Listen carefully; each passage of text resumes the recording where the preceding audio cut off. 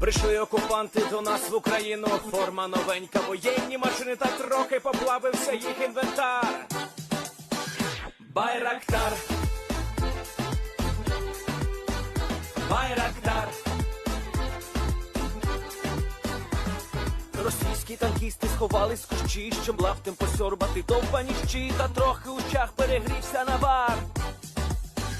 Байрактар, Байрактар. Приперли зі сходу до нас барани для восстановлення великої страни. Найкращий пастух баранячих отар. Байрактар, Байрактар. Ті, хто води всяке озброєння різне, потужні ракети, машини залізні, у нас на всі доводи є коментар. Байрактар, Байрактар. Вони захопити хотіли нас зразу, а ми зачаїли на орків образу з російських бандитів, робить примар. Байрактар, Байрактар. Російська поліція справи заводить, там пихцю рашистів ніяк не знаходить, хто винен, що в нашому полі глухар. Байрактар, Байрактар. Веде пропаганду кремлівський урод, слова пропаганди ковтає народ, тепер нове слово знає цар. Байрактар. Байрактар. Байрактар. Байрактар. Байрактар.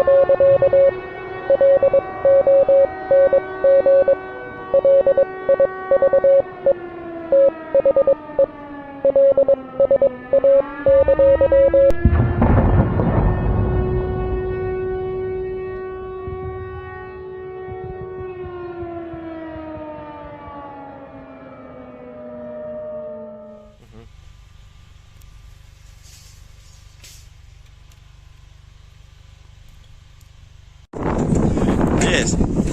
The Leaf Spring Army sends its regards.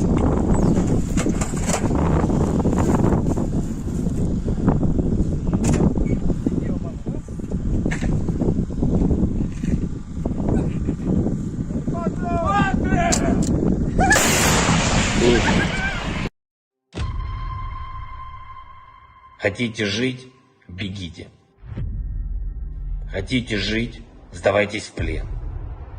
Россия не получит новую территорию Украины. Россия присоединит себя к той катастрофе, которую она принесла на оккупированную территорию нашей страны. Оккупант заполняет могилами захваченную территорию Украины. И все больше могил на территории самой России. Ценой того, что один человек в России хочет продолжать эту войну, кто хочет войны больше, чем жизнь. Ваши жизни, граждане России.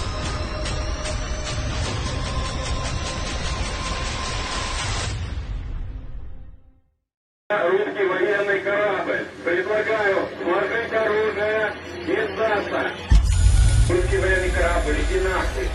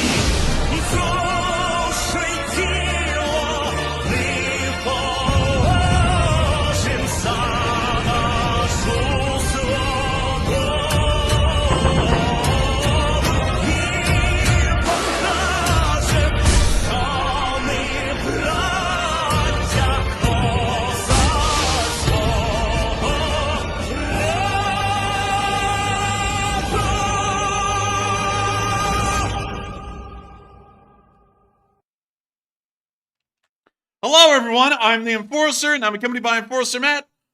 And good evening, folks. It's Enforcer Matt, and welcome back to day 599 of the news. And it's good to see you all once again. And we've already hit $1.6 thousand of the $5,000 goal. Jugga jugga, Eagle! And of course, we are going to be covering the past 24 hours of the news of the war in Ukraine today. And of course, we have a fundraiser tonight for those great people, those amazing folks that have been in Ukraine fighting and toiling so far in this war, and a nonprofit that will, of course, help the Ukrainian government in their war effort to the victory that everyone's been looking for. And that fundraiser tonight is Razom for Ukraine. Razom for Ukraine is a Ukrainian-based nonprofit. It also has a 501c registered inside the United States, allowing us to fundraise for it. Razom has been active ever since the 2014 Donbass conflict and has certainly ramped up their efforts to help out Ukraine in fighting the Russians since the invasion of 2022.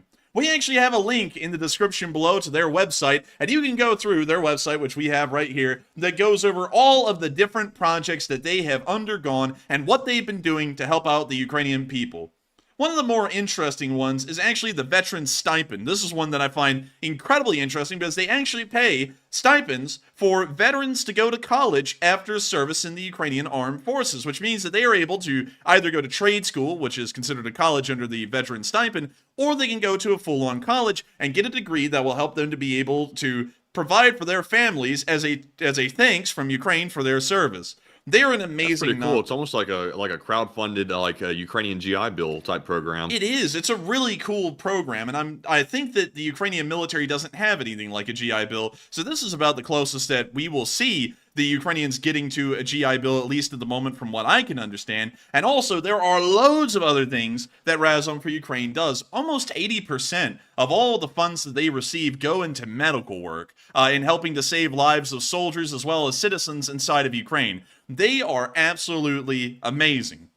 And of course, I highly encourage that everyone tonight support Razom for Ukraine and blow past that $5,000 goal, because Razom for Ukraine is helping out in a massive way in the Ukrainian war effort to ensure that the Ukrainian government is able to put their focuses onto other more important and pressing things, like helping out those brave soldiers that we watch each and every day on the front lines to have a bullet and a grenade that they can throw at the Russians. This is something that the Ukrainians would have to focus on if it wasn't for groups like Razom for Ukraine.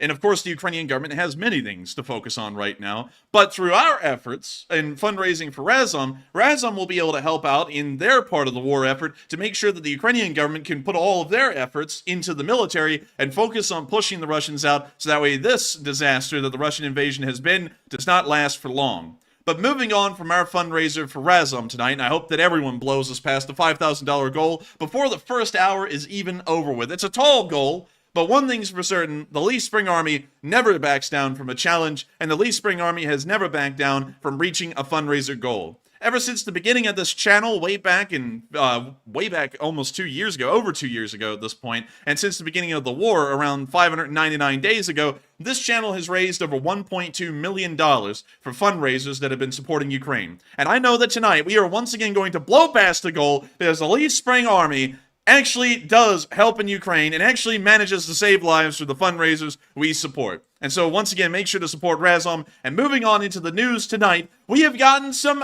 major, very good news from the area of Verbove, as we have heard that an entire Russian trench line has surrendered in the area of the town. This is something that is, of course, pretty shocking, especially for the Russians, considering that the Razbetitsa is set in, and you would believe that the Ukrainians' major offensive actions would not be ongoing at this moment. But nevertheless, we are seeing that a Ukrainian group of very happy soldiers was able to capture an entire Russian trench line in the area of Verbove today. Moving on into this clip, we can see the stoked soldiers on their way to do good things. And here's the clip. Парни, какая-то работа, блядь! Самая лучшая работа в мире! And of course they're hyped as hell, and here's why they're hyped. They went to the front lines at Verbove, dismounted the vehicle, charged a Russian trench line filled with the VDV, and overran them so well the entire trench surrendered, and they caught it on film. And this is something that you rarely ever see, are actual, normal-looking soldiers of the Russian army surrendering. These guys are actually a little bit more top-notch than that normal conscript that we've been seeing at this point up until right now. These guys actually have real body armor. They actually have real uniforms. They're not just your normal homeless-looking guys that are in the Russian army. These are about as real as they get for the Russians, and they gave up. There's the clip. Well, you see that they got them bound with duct tape. Прикинь, даже есть нахуй, ну пиздец, я просто And we see that none of them are incredibly old or incredibly young either, once again indicating that this is supposed to be Russia's cream of the crop. Да ВДВшники ебать, нахуй ебать. Да, сюда, но, блядь, давненько. We see them here looking around, the Ukrainians observing how high quality troops these are compared to the normal soldiers that they face in the area. And that's the end of the clip. These guys, of course, will be processed and put into a Ukrainian prisoner of war camp and become a part of that sweet prisoner exchange fund that everyone's looking forward to. As these soldiers make it into a prisoner of war camp, negotiations will probably begin immediately with the Russian government to figure out how many Ukrainian soldiers are worth one VDV soldier. The exchange rate so far has usually been a 1-to-1, one Russian for one Ukrainian exchange rate. So we may see that one VDV soldier is exchanged for one Ukrainian. This is, of course, amazing news to see, and we love to know that the Ukrainian forces in the area were able to overrun the Russian positions and cause the VDV to surrender. It's a great day on the front lines. And moving on from that clip, there's also been some other interesting things happening around in this area. Really quickly, though, let me make sure to go into our frontline analysis and make sure there hasn't been any major frontline changes in this area. And so here is what, well, actually, sadly, we don't have the past 24 hours. It appears that not United 24, but Deep State UA still hasn't been able to update their map at the moment to show any frontline changes across the entirety of Ukraine. We saw that before the stream, and usually they update it right at the beginning of our stream, but sadly it doesn't appear that that's the case tonight. We'll check on it later, though, and we'll see if they've updated. But moving on from that, and into another interesting little clip, we got to see a group of snipers from the 47th Brigade that are also still fighting in this area. Of course, the failed counteroffensive by the Russians at Avdiivka has taken a lot of attention off of the southern front. But we always have to remember that there are a lot of exceptional and brave Ukrainian soldiers that continue to fight the Russians in this area. And from what we understand, while the Ukrainian offensive isn't going as strong as it was at the start in June, it's still ongoing at the moment. And we can see here some of the snipers of the 47th in this picture.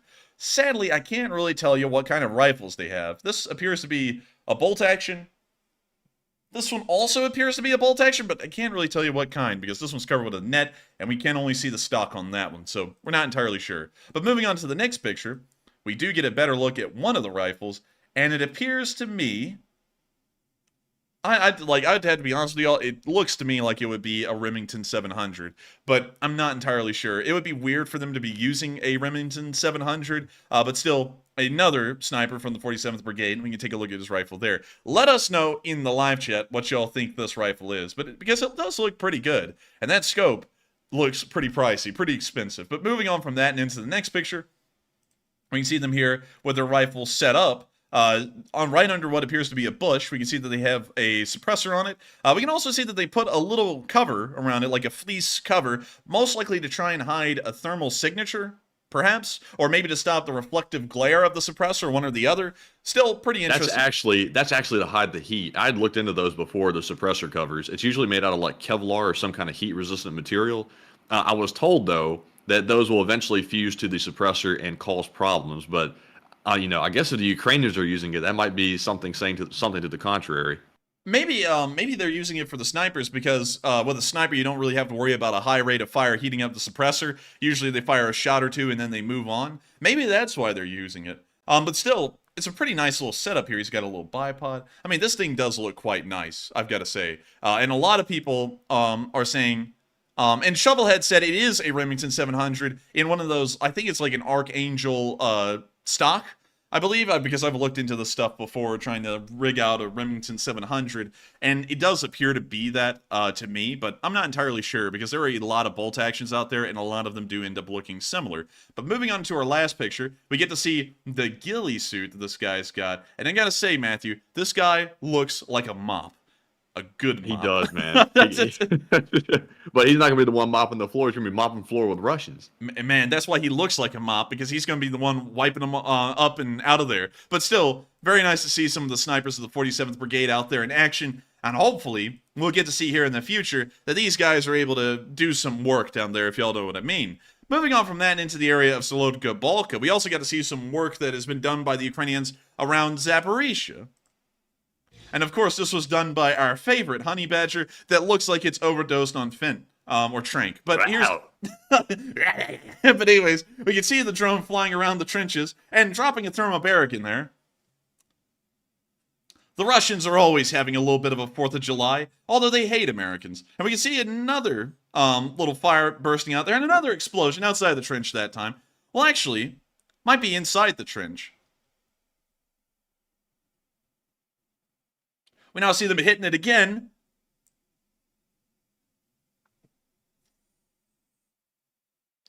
Oh, what the hell is this guy doing? Did you see that, man? He was like air punching down there. What the hell is that? Man, he's down there fighting off those demons. Man, he's like, man, the demons are eating me. It's like, get away from me. And then he goes running. I don't know what's wrong with that guy. Well, apparently he'll be now you know what's wrong with him. Well, apparently he'll be joining the demons now. But we can see the drone doing its usual 360 flip and then looking down the trench, dropping another bomblet onto it. This one sets some ammunition on fire, it appears. And we now see Russians scurrying away from the burning ammunition.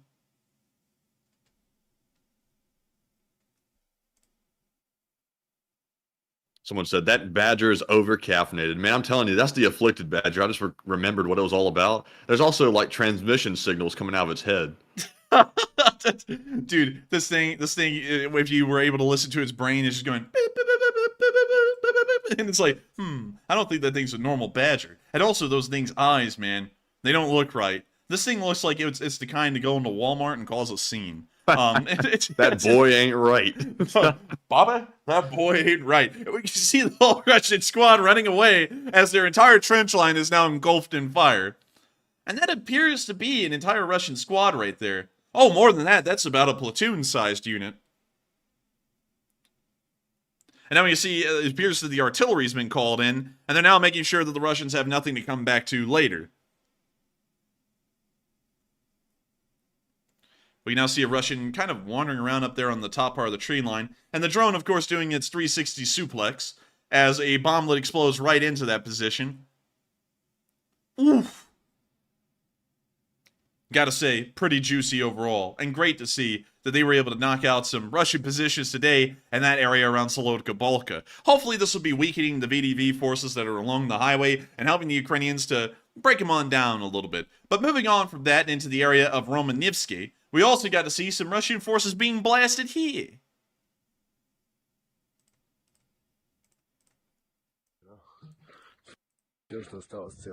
By the way, I forgot to give some context. This is actually a video being made by the Russians after they were attacked by the Ukrainians in this area.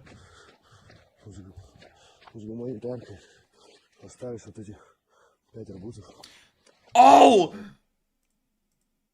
We saved the watermelons, bled. Oh. We may not have guns, we may not have any intelligence, but we have 5 watermelons. We are blessed. Suffice it to say, Father Frost has spared us. They probably stole those too. Oh yeah, you know it. You now see him showing off what appears to be a sad water tank and a destroyed SPG of their own.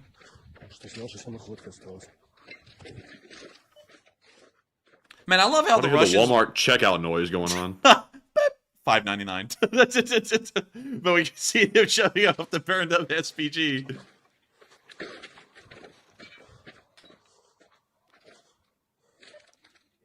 Dude, what is that noise? Really? It's like, what are they doing? Like checking out the Russians? Dude, this guy is in a Twilight Zone nightmare. Like, you know, he was sitting there going, man, I wish I didn't live in America. And then he woke up here and he's like in a nightmare, but he's actually in the checkout at Walmart while he's having like this like alternate reality experience. Every once in a while you hear the beep of the checkout. Please place your orc in the bagging area.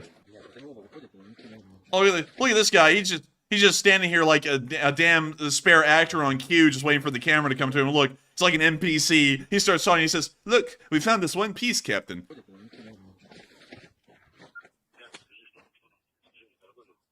We see him looking back at the 2S3. Ooh, that thing is burned. Oh, look, a cat. And melted lead. That will be $3.97. The cat's disappeared now, but we can see the melted lead on the ground. And we're just waiting for him to check out the next item. The next one's going to be Courage, bought at $19.99. Oh, look, that cat. Hey, the cat getting jiggy with it. Let's get it. Oh, we now see some pieces. That cat thought it was the main character in the story. And now we can see some pieces in the field. He's wandering around. Dude, this guy is going around like a freaking appraiser. Like, this guy's acting like he has to show all the damage. And there's a random, like, muffler or something, or a shell casing.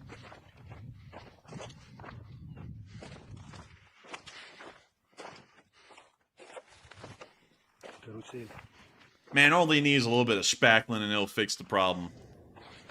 Being a little dramatic with all this filming.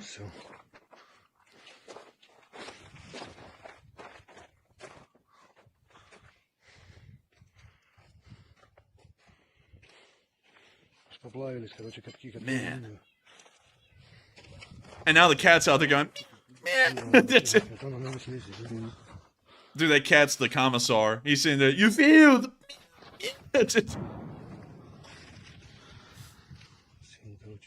Look, now he's showing the damage inside of the SPG, and then the video ends. This man had to have worked in insurance before the war began, Matthew. It had to have, man. He's getting ready to deny a claim right now. Dude, he's about to say, I'm sorry, but this damage is not under warranty. I'm very sorry.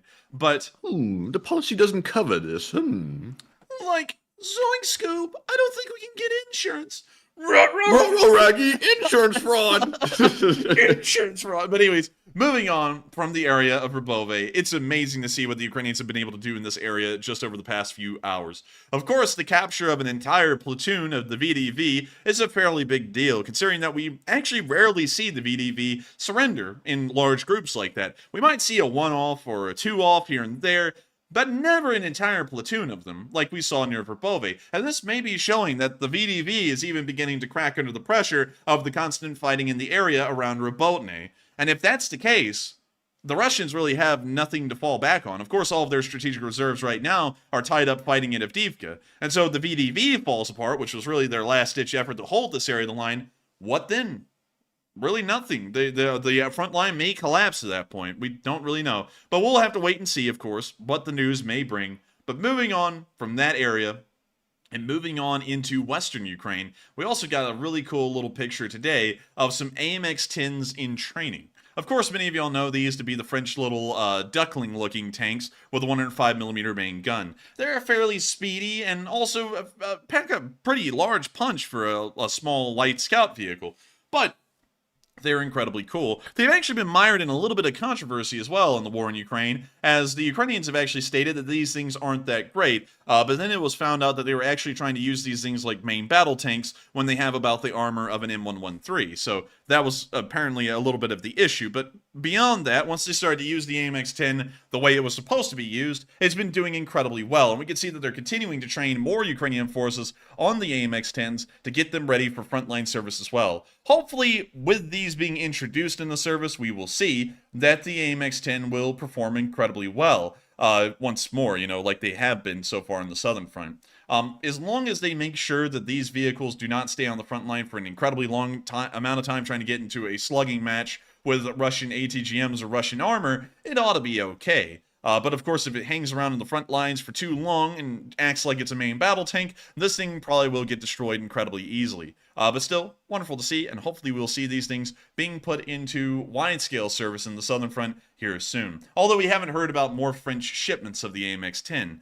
But moving on from that, I have to say really quickly that the fundraiser is at $2,700 raised so far for Razom for Ukraine. And I gotta say, first off, it's absolutely amazing to see that we've reached that high this far. And once again, make sure to donate to Razom for Ukraine and help them out, because helping out Razom for Ukraine saves Ukrainian lives, and not only that, helps the Ukrainian government to focus on achieving victory in this war. And so, of course, make sure to support Razom for Ukraine, and if you're one of our Australian or New Zealand viewers that apparently your governments do not allow you to support YouTube Giving Fundraisers, you can go down to the link in the description below, and we have a link to United 24. It takes you directly to their website, or Friends of the IDF if you want to support an Israeli nonprofit instead. But of course, tonight is about Ukraine. The fundraiser is entirely for Ukraine, and we would highly recommend that y'all go to United 24 if for some reason you do not have an option of supporting the YouTube Giving Fundraiser. But moving on from that, and out of the area of Verbove, we're now going to be getting into our location unknowns. And starting off with our first clip, we got to see another soldier and another cat. Cats are becoming a very common part of these battlefields, and I gotta say, this one's doing a pretty good job. Look at him, man. He's going, take that one down first, and make sure the rest of them see it. That cat is fighting off those urges, man. Like, I want to tap the screen. I want to tap it, but if I tap the screen, the soldier might die. So I look at it. It's just waiting to do it. That pause waiting to go, bing, and then go, kaboom. That's it. It is. Man, that cat is sitting there, and it's going, man, if I drop the pamphlet right now, there'll be 500 people that die. But it's a sacrifice and mistake. And then it slams down the ball onto the freaking screen. But still, really cute, really neat to see. And of course, we hope that the cat and the soldier are able to inflict some pretty heavy damage onto Russian forces. Moving on from that and into our next clip, we also got to see a small little bit of footage showing some Ukrainian soldiers resting in a tree line in an unknown location. We can see them all right here, just kind of hanging out. We can see one guy has a small little fire going. Man, don't let the Russians see that. Man, they'll be going, what the hell is that? I've never seen that before. We see them all kind of chilling. Just hanging out, you know. Just a good little time. We can see some things on the ground. Not really sure if that's trash. We can see some fruit down there as well. And it actually looks like they're playing some kind of a game in this thing. And so that's why it's set up like this, with all the fruits and stuff on the ground. So I'm guessing that these are supposed to be little game board pieces that they're playing around with down there, the little pieces of paper and stuff. Pretty neat to see their ingenuity in trying to just pass time on the front lines. And once again showing what a normal Ukrainian unit or a normal Ukrainian soldier's life looks like when they just sit around and rest for a little bit. But moving on from that little bit of news and on into our next one, we also got to see a Shahed drone hitting its target today. We don't know if any civilian casualties were caused from this attack, but one thing was interesting about the title of this is that it says, Russian Shahed drone either runs out of fuel or deliberately turns off its motor before gliding and exploding. To answer what this caption is kind of putting up as a mystery, it didn't run out of fuel. They usually cut the motor on the Shahed because its glide slope becomes incredibly steep, and that means that if the engine stayed on, it would probably pick up a decent amount of speed, which could start to lower the maneuverability of the drone as it's going in towards its target. So instead of, just letting the thing go out of control while it's going towards its target, they pull back the throttle to 0, and then they just glide the thing straight down onto its target. So that's why the engine goes out in the clip. But here's the video.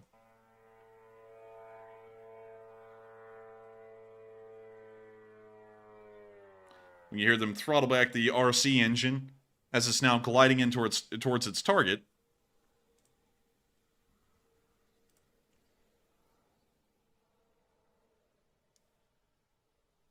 And in a second, we'll see the explosion.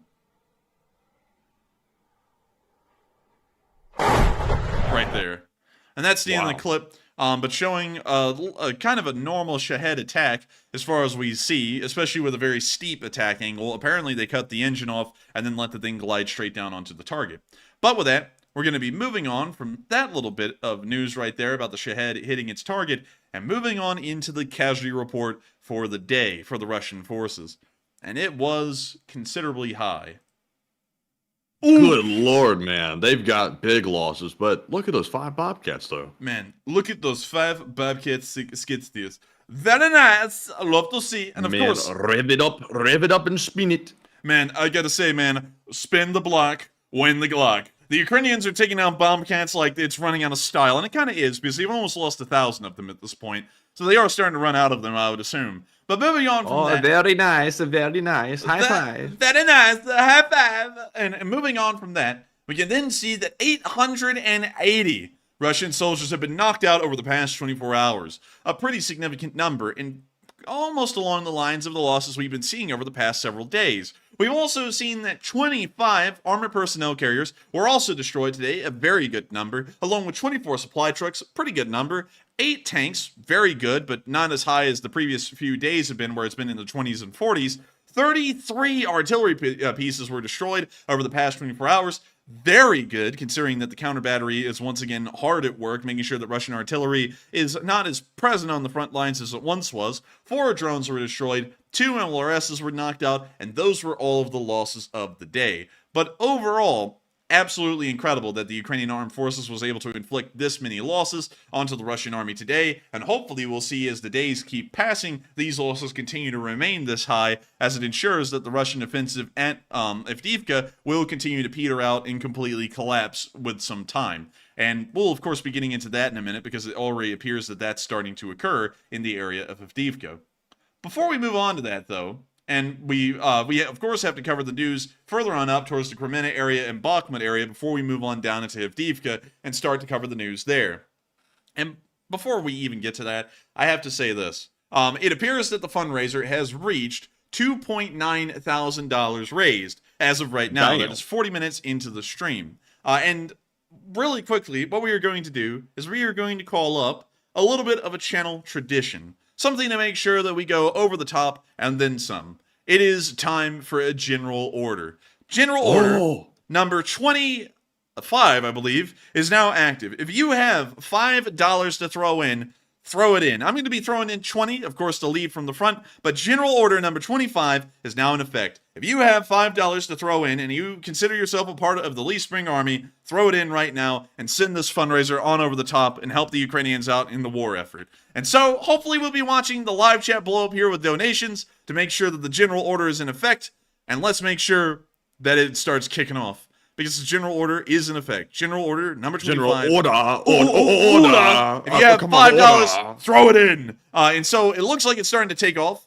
And with that, we are now going to be beginning our frontline news in this area. And to move on into the northern area of Kremenna really quickly, we have seen some interesting things here. Of course, no frontline changes have been noted as of right now, but we did see one clip showing a Russian 60mm gun being destroyed. Well, actually a 57mm S60. And so here's the clip. We can see the little S60 peeking out of the tree line right there, and it appears to be one of those that's truck mounted. And we can now see the FPV drone flying on in.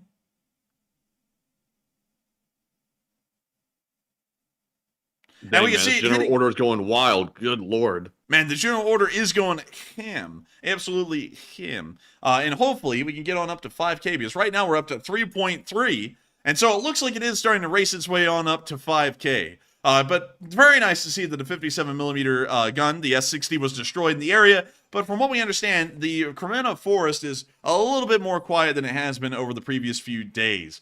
We haven't really seen a lot of action in the area over around the past 48 to 72 hours, which tells us that apparently things are starting to stall once again for the Russians in this area, and the Ukrainian defenses held strong for as long as they needed to.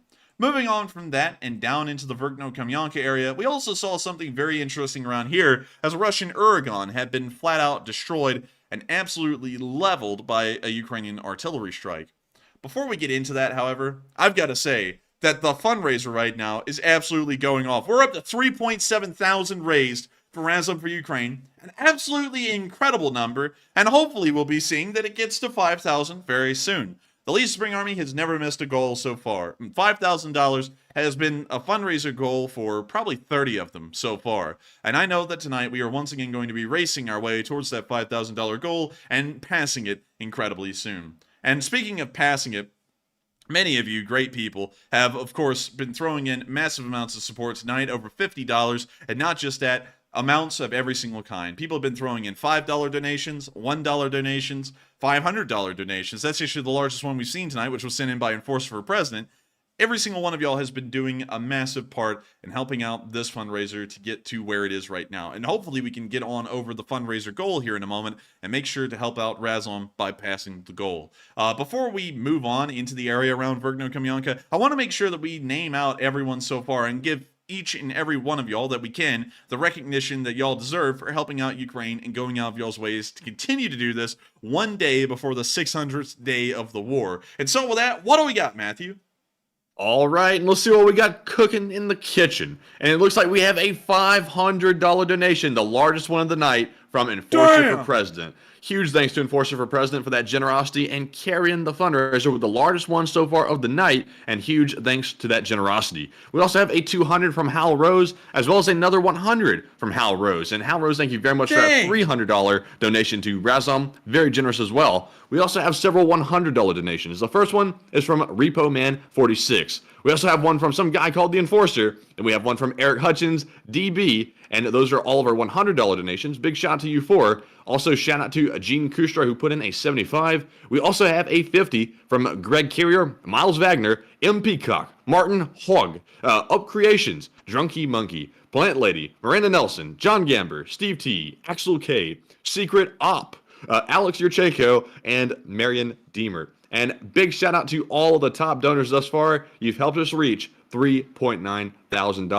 Also, big shout out to everyone else that we weren't able to call off for throwing in any amount, including even just $5 donations, because they add up to help reach that goal. So, Enforcer, what say you? And I gotta thank every single one of y'all so much once again, and especially Jimmer McNoodle, who just threw in 100 pounds. Pretty heavy stuff. And he just got it over $4,000. So we are now less than $1,000 away from the $5,000 goal tonight. And also Greg Carrier just threw in a 50, and Sully Canuck just threw in a 20. While we can't call off everyone, I do want to thank every single one of y'all equally. Every single one of y'all who's thrown in support, whether it be $1 or $500, has done a massive part, and probably the most you can, in helping out the Ukrainians in their war effort. I think that's absolutely incredible and amazing to know that nearly 600 days into the war, this channel has continued to, once again, blow over fundraiser goals and always make sure to help out the people over there in Ukraine through the nonprofits that have been operating there. It's amazing to think that we've been able to keep this up, and hopefully tonight we're able to keep it up again.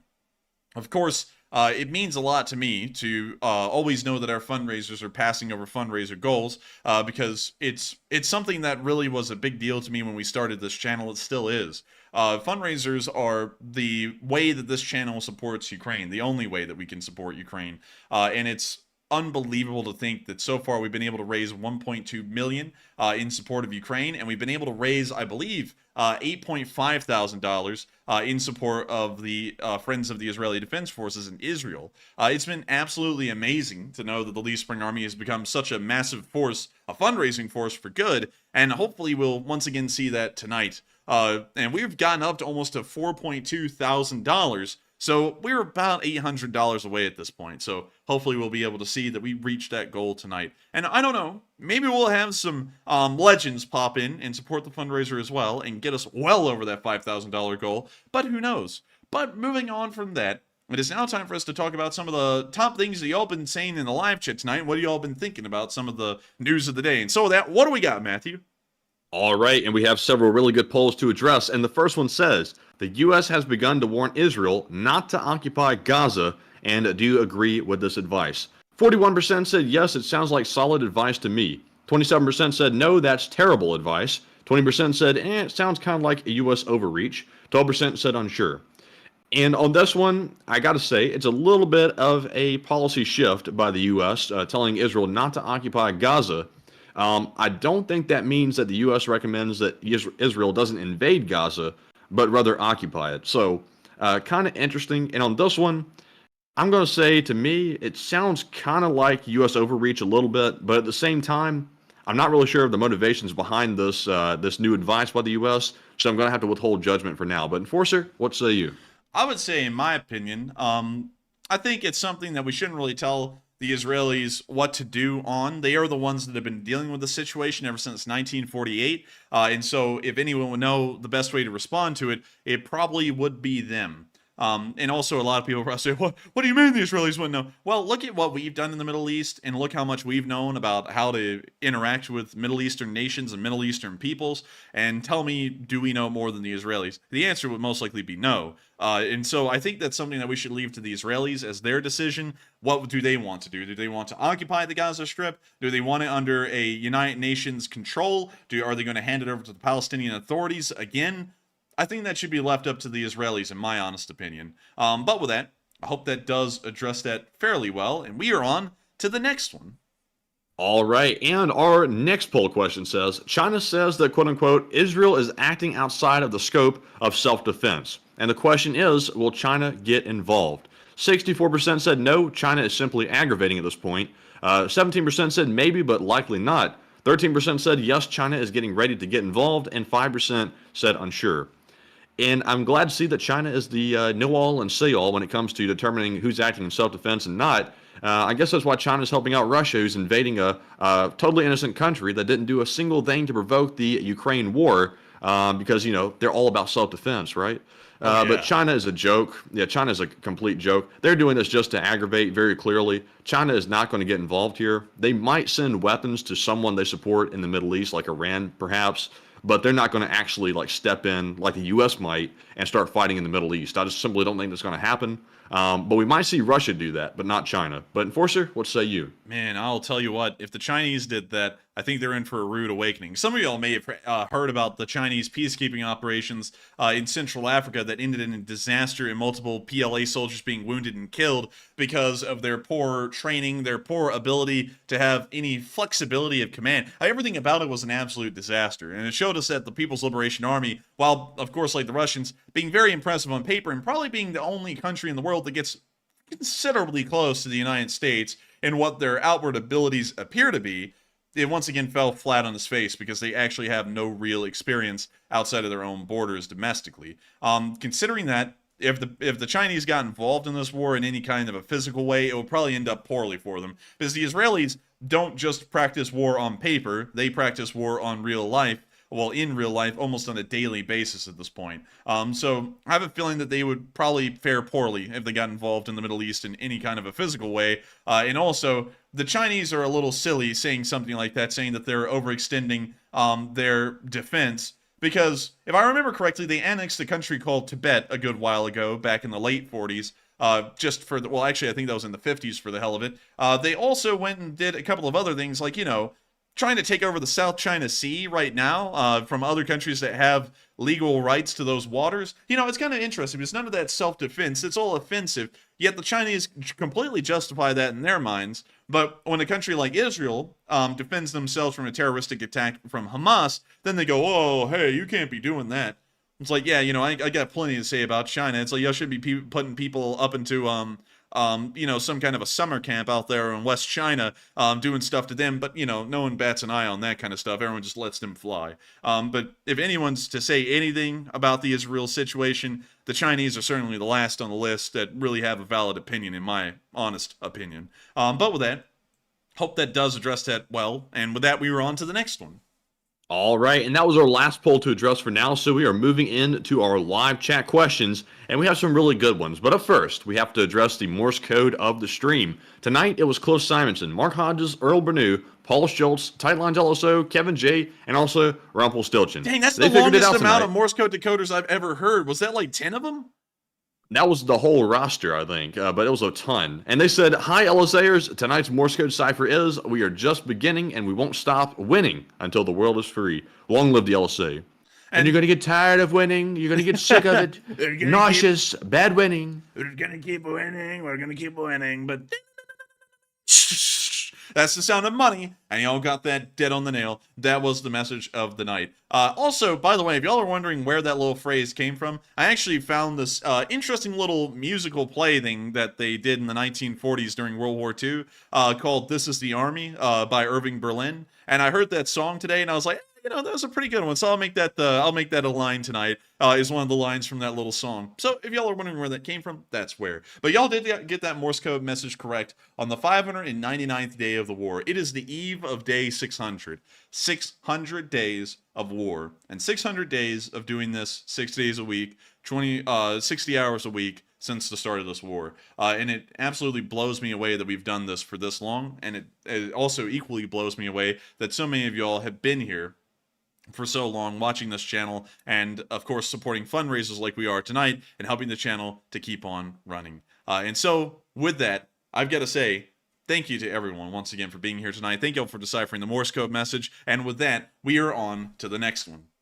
All right, and the second one goes to Go Ma, who says, when a trench surrenders and no one is around to hear, does it make a sound?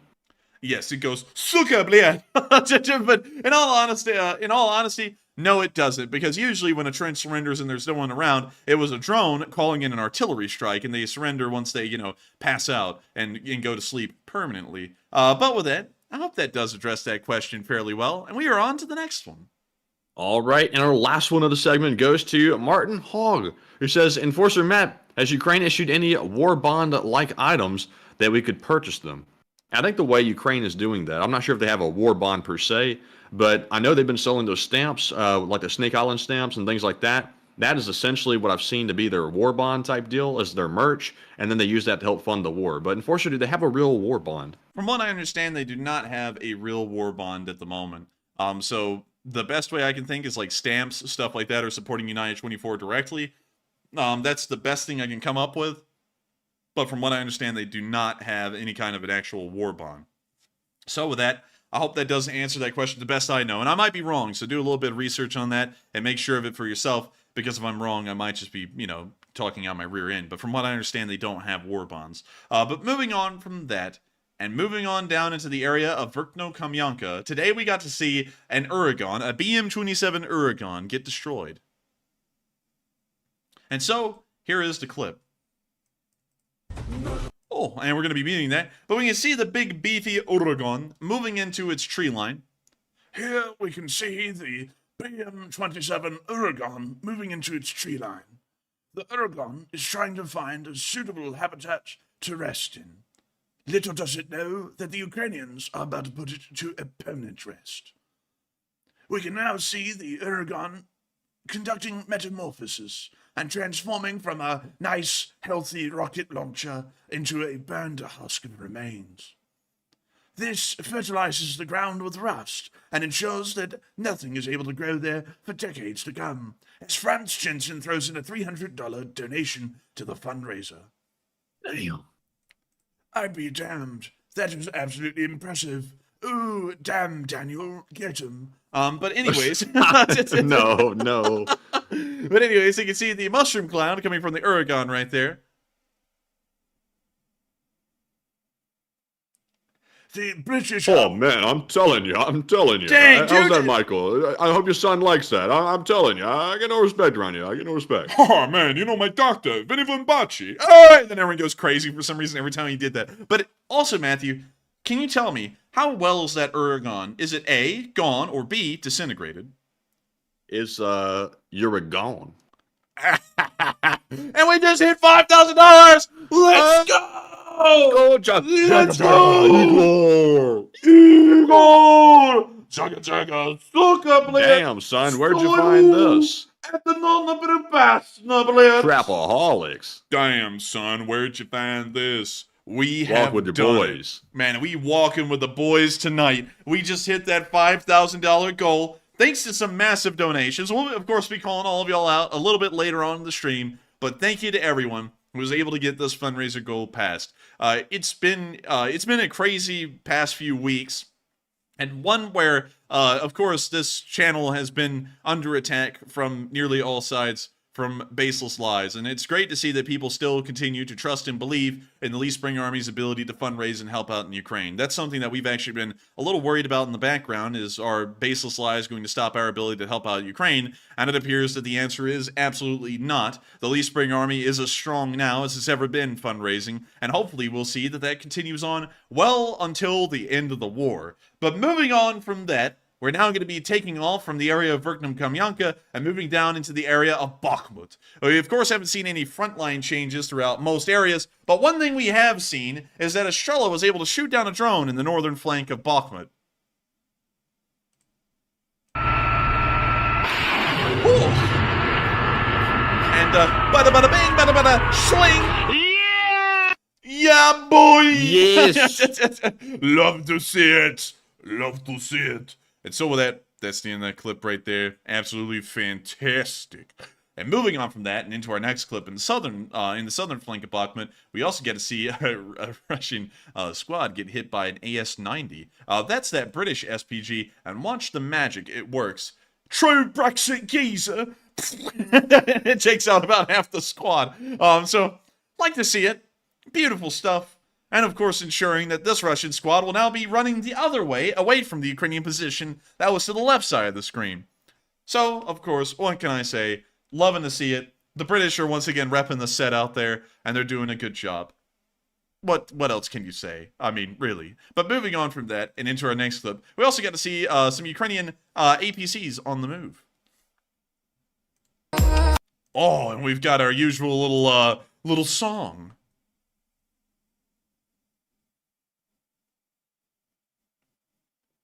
Also, Heather Fitzgibbon, I see you trying to explain to someone that we've been seeing in the live chat what in the world's going on. I'll have to be honest with you, Heather, and everyone else who continues to try to answer that question to some people. Answer it once, but if they ask the question a second time the exact same way, they are usually concerned trolls from a certain group that we've actually been talking. Well, I was actually just talking about a second ago once we passed the fundraiser goal, and I said it's amazing that people haven't listened to the lies of folks out there on the internet. That's one of those people trying to spread those lies. If they wanted to know how the fundraiser works, there's a link in the description of the stream that takes you exactly to Google's website and explains how YouTube Giving works. So I would answer it once. If you see them ask it twice, just tell Matthew about it so that way we can ban them, because these people are absolutely insane. And also they're quite dangerous as well. They go out of their way to try and track people down, threaten them, many other things, so don't really engage them much. We've been hearing as well that some of our supporters, some of the people who super chat on this channel and help us to do this as a job, are being harassed by folks from that group. So, of course, do not engage them. If you ever get contacted by someone like that, on Twitter or on YouTube, immediately go and block them. They're very dangerous people. It's best not to engage them. But moving on from that, we're now going to be watching this 2S1 right here, follow behind this Strela 10. And they rolling. And also, JC, that's where they're all from. If anyone ever comes in with that line of questioning, they're only from that one area, that one community on YouTube. We've never seen one come from anywhere else. So with that, we're going to be moving on from this little clip in southern Bakhmut. And of course, that's all the footage that we got from Bakhmut today. It wasn't really a large amount of it either. So it's showing to us that the Bakhmut area may be a little quiet, at least as far as video evidence is coming out. And that may also indicate that there's been a small stoppage in frontline action today, maybe due to poor weather. But we haven't really been able to get a good weather forecast of the area to really say. But moving on from that and into the area around Avdiivka, we did get to see that the Russians showed off a destroyed KAMAZ of their own.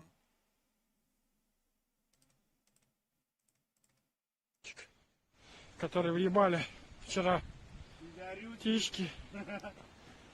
Вот They're оттуда laughing at their own вылетали. burned out truck. И оттуда. Sickening. Вот он, Урал въебаный.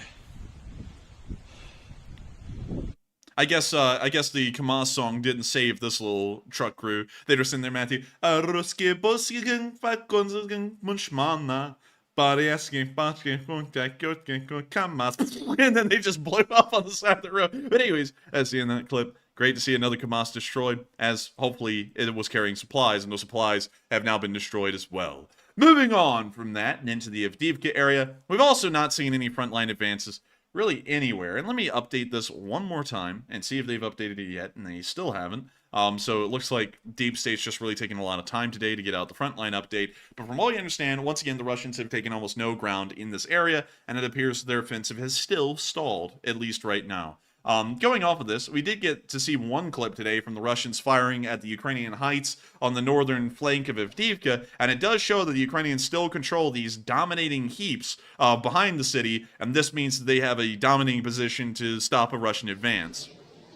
You see the Ukrainian position right up there on top of the mound. Давай!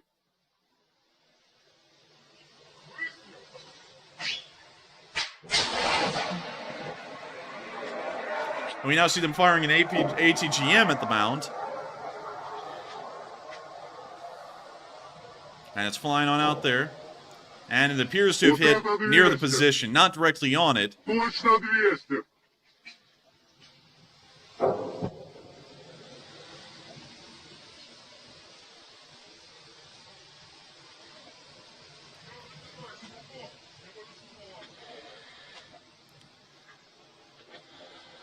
And you can see that this little hill that they're on here is about 300 feet tall. It's actually a pretty dominating position to the flank of Avdiivka. And as long as the Ukrainians keep good control of this area, they will have a very easy time inflicting heavy casualties on Russian forces and also locating their fire to make sure that it's going towards the heaviest group of Russian forces in the area. Moving on from that and into our next clip, we also got to see another Russian column being destroyed. An MGPologist actually asked a great question. He said, who is behind Deep State and who updates it? Well, funnily enough, y'all wouldn't believe it, but it's actually a pair of brothers, just like Matthew and me, who live in Ukraine, and they go through the efforts of updating their little frontline map each and every day. Kind of the same way we go about doing our map, but their whole focus isn't on news coverage, it's on the map specifically. So, really cool. It's actually almost like a mirror image of us, but in Ukraine, with what they're doing, and really cool to see it. But moving on from that and into our next clip, we did get to see another Russian column being destroyed. And so, here's the clip. And we can see the Russian column smoking. Man, they smoking at me. And we can see that the one of the tanks. What's that guy doing driving through there, though? Oh man, what the hell? Dude, he going crazy. Man, he went go crazy, go stupid. Oh, and he got taken out. Big dummy.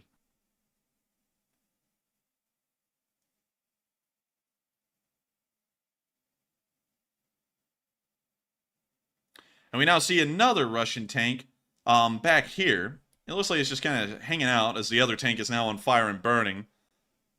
Do I look like a real boy, Papa? And the other tank's going, no, hell no. Just stay back away. Get away from me. You'll never be a real boy, Ivan. But I joined the army. I'm a real man, Pepper.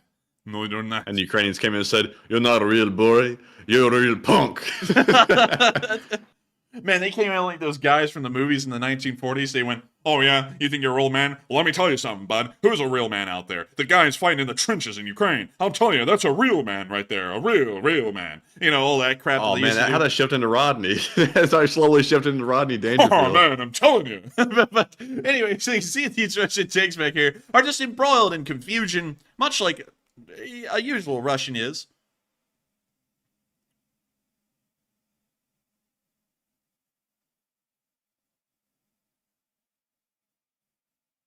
And look at them go. I mean, they're just stuck there, I guess. They don't really know what to do anymore. But moving on from that little clip, and on into our next one, which is also equally interesting from the other side of Avdiivka, we did get to see a Russian BTR-82 getting hit by a little FPV drone. No big. No biggie. Not a bib. Dude, whenever anyone sits there and says, "Oh, let me pay you back for that," I go, No big. But we see the FPV drone flying on in. We see a Russian trying to shoot at it. He's gonna roll out of the way like it's gonna help him. Man, what the hell is this? I don't know what that was. But we could see the FPV drone come up and tickle his toes. It went it tickled his toes. But yeah, that didn't really go well. But you know what? Really quickly, we're gonna have to unmute for this because I don't know what the hell this is. We have to find out. I don't even know what the hell this is supposed to be. Like, I don't know what kind of meme that was, but oh my god, y'all didn't see that. Oh my god. so moving on. Unintentional. It was completely unintentional, I swear. We just looked at it for 20 seconds. But moving on from Avdiivka. Oh my god, yuck. But anyways, nice to see that the, of course, the Russian forces at Avdiivka are once again voting poorly. Although we didn't get a lot of video clips of it today, the British Ministry of Defense is already saying that offensive actions and the tempo of the offensive actions by the Russians in this area is significantly slowing down. So going off of that, we have a very good idea that they are probably already petering out in the offensive and has already been defeated by the Ukrainians. But of course, we have to give it several days to see if that is the case, and then we can declare the Battle of Avdiivka to be a Ukrainian victory. But for now, we have to hold off on that because we're not entirely sure. Moving on from Avdiivka, however, and towards the central area of Donetsk, we did get to see a Russian soldier blowing up a pile of faulty Russian ammo that just didn't go off when it was supposed to. This video gives me anxiety, but here's the clip. Oh. Man, where's the Lively logo at? Man, I don't know, but you're about to see it's really about to be leaking live, you know what I mean? Here it is. Oh! It blew out the speaker! Dude, it blew out the speaker, did you hear that? Jeez. What an idiot. He was like, what, 100 yards away? That was stupid.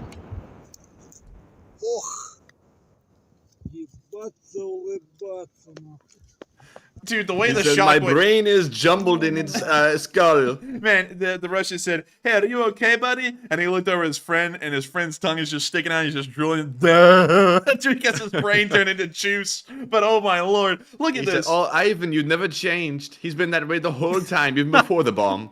Dude, the commissar came up and said, "He's the ideal Russian soldier." But sign that man up. Give him a contract. Get these men into the naval infantry now. But anyways, let's watch this clip one more time. It's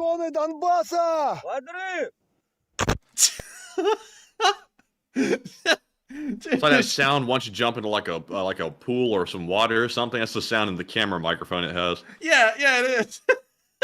I can't get enough of it. This is like that moment that you realize you effed up really badly, and there's no going back now. Is when the shockwave is so strong it slams the phone down like it was like something horrendous was happening to the phone. Dude, that thing flipped so hard the phone's got whiplash. But anyways, moving on from that clip, funny to see the Russians, of course, being idiots as usual. And moving on from that and down into the Volodar area, we also got to see a tall bit get blown up today by the Ukrainian infantry. Okay, well, we got the Souls of the Damned trying to sing us a song, so we're going to mute that. And here's the toss. Oh, well, I guess you could say they got tossed a little bit, tossed around, or knocked around a little bit. What's left of... Oh my. There's nothing left. Oh, wait a minute, there's a little left. There's a couple of wheels there, and maybe a little bit of metal, but that's it. My buddy boy, he can't cook up a damn brisket like that. But moving on from that, nice to see a toss getting blown up. And moving a little bit further down the lines and into the area of Avdiivka, we got to see that a Russian Mi-28 was shot down today by the 25th Separate Airborne Brigade. This was published by United 24. There it is, toasting. And you can actually see a little bit of the dragon's teeth out there that's a part of the Surovikin line. Ironic. But anyways, nice to see, wonderful to see it cooking, and we're going to be moving on from that clip, and now a little bit further down the lines, and actually out of the lines and into Sebastapol, because we actually covered the Verbove news earlier on in the stream. So if you're wanting to know what happened there, just go back to the very beginning of the news segment, about 13 minutes into the stream, and then you'll be able to find us talking about Verbove, and also the fundraiser for the night, which is Razom for Ukraine. We've reached $5.6 thousand on that fundraiser. How much more can we reach? I don't know, but let's find out. But anyways, moving on from that and down to the port of Sebastopol, we did get to see today that the Russians have added another barrier to the entrance of Sebastopol. This is becoming comical at this point with how many barriers they have set up to enter the port. So let's count them. Number 1, number 2, number 3, number 4, number 5, which is a big buoy looking thing there. And now they're setting up freaking float barges and sinking them to create layer number 6. 6 layers! That's how incompetent they are. They gotta set up 6 freaking layers of defense to Sebastopol. I mean, hell, this is more layers than you would see on an onion at this point, just to get into Sebastopol. How hard is it? How hard is it, Matthew, really, to try and get a ship out of Sebastopol at this point? Because you have to undo net 1, net 2, net 3, net 4, net 5, and then probably unfloat a couple of these sunken barges now to remove the 6th one once it's complete, so that way you can leave the port. That's got to take a whole day just to undo it and then redo it for one ship to leave. Those dumb Russians, I'm telling you. Those stupid, silly Russians. And all of y'all ought to know, tricks are for kids, and the Russians are doing a stupid trick right here, and they're about to pay dearly for it when the Russian fleet can't leave Sebastopol and they're stuck in there like fish in a freaking barrel. But once again, they're doing their thing. It's stupid, as usual. But I had to show it to y'all just to let y'all know what was going on down there in the port of Sebastopol. But moving on from Sebastopol and on down into the area of Israel, it is now time for us to move on into the news segment down here. Matthew, really quickly, did you upload a retweet on our Twitter today about the Iron Beam system being used for the first time ever? That was actually from yesterday. Let me see here on our Twitter page. There's no link to an article about it. It's just simply a tweet from the Israel War Room. Dagnabbit, because I saw a video today when I was scrolling around on the internet of the Iron Beam working for the first time today, but I couldn't find that to put on stream tonight. So I'm wondering, Matthew, can you find it and retweet it to our Twitter here in just... Let me see what I can do. Matthew is a miracle worker, everyone. Give a thanks to Matthew and all of the people who are a member of the Cult of Matt. Please make sure to continue to be a part of that cult, because it really does help out the stream a lot. But moving on from that... Wait. The first time when I punched in Iron Beam on Twitter to find out if I could find a video, I saw this fake video. I was like, that is fake 100%. That looks like Arma 3. And sure enough, there's a context label behind it saying Arma 3. Oh my god, man. Somebody uploaded that like it was real. Wait, hang on. I'm going to find a real video. Can you show that to me? Yes. I'll like it because I don't want to put that on our timeline. It's under our likes tab. Okay, all right. Let me go to profile. Let me go to likes. Let me check that thing out. Oh yeah, that's not the clip I saw earlier today. Yeah, that one's... I don't see any videos of the thing actually in action.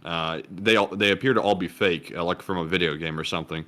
But there is like an animation video that I've reposted to our timeline. It looks like it's a visual demonstration of how it works. Dang.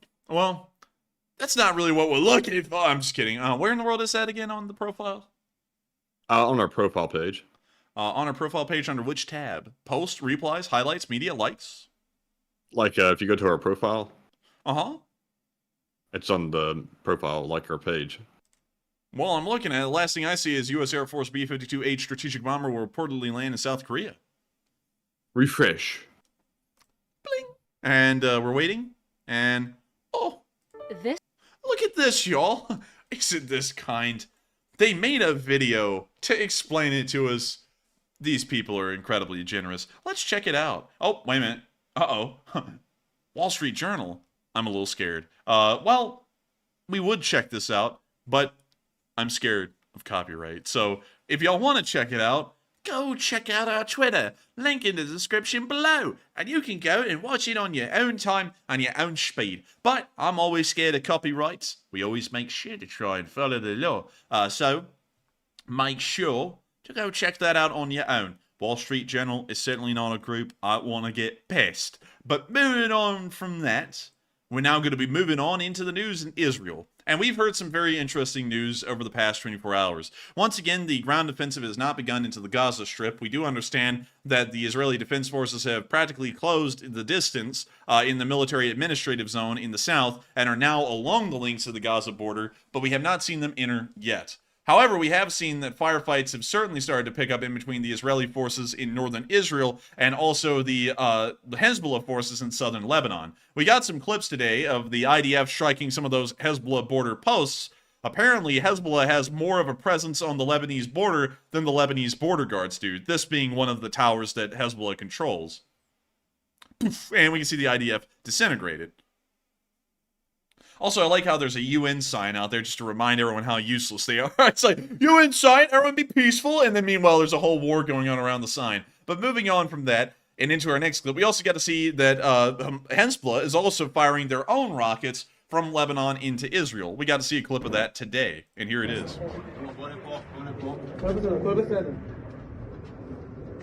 When you see the streaks of the rockets that have been fired.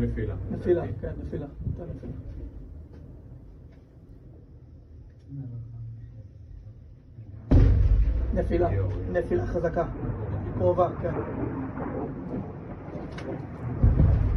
וואו, וואו. מה זה יכול להיות זה גם מהירות? הנה, עוד אחת. תכונן לבום? בוא לפה, בוא לפה. הכל טוב, הכל טוב. When you see one of the Israeli soldiers running back in, but showing us a little bit of the conflict and tensions going on in the northern area against Hezbollah. Moving on from that, we also got to see the Israeli Defense Forces once again hitting Israeli sites. And so, here's the clip.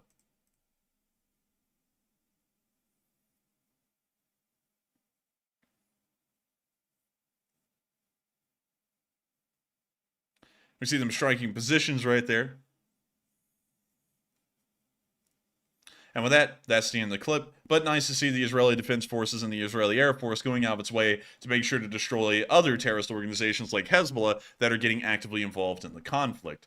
Moving on from that, and also really quickly, I saw something that I'd like to address really quickly in the chat, just to clarify something. We usually don't allow advertising for other channels in our live chat. It's You know, to us, it seems like people, and of course with the history we've had with a certain group, harassing us, stalking us down, and trying to call up our law school and say we were going to shoot up the place, so that way hopefully the SWAT team would come and shoot us just because they heard something about us. We don't really allow advertising for any channels whatsoever, because usually that's used as an excuse by some of those people to come in here and try and advertise to people stuff that will either take them away from this channel or where they can spread lies and try and defame us to more folks. So we really don't allow advertising for any channel at this point in the live chat. So just wanted to clarify that, so that way some people weren't like, hey, what in the world happened? That's largely the reason why. But moving on from that and into the area of Tel Aviv, we did get to see a missile, a Hamas missile, being intercepted by the Iron Dome as it was over a commercial airliner entering the airport. This was actually a pretty wild clip to see, and here it is.